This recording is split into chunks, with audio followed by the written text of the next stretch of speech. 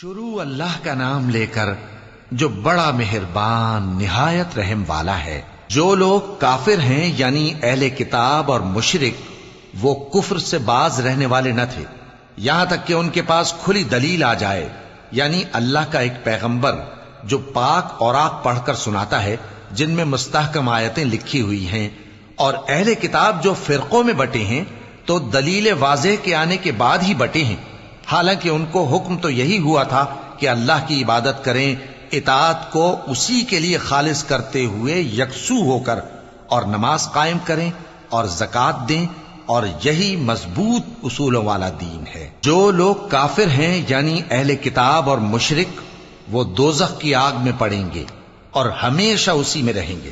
یہ لوگ سب مخلوق سے زیادہ برے ہیں۔ بے شک جو لوگ ایمان لائے اور نیک عمل کرتے رہے وہ تمام خلقت سے بہتر ہیں۔ ان کا صلہ ان کے پروردگار کے ہاں ہمیشہ رہنے کے باغ ہیں جن کے نیچے نہریں بہ رہی ہیں، ہمیشہ ہمیشہ ان میں رہیں گے۔ اللہ ان سے خوش اور وہ اس سے خوش۔ یہ صلہ اس کے لیے ہے جو اپنے پروردگار سے ڈرتا ہے۔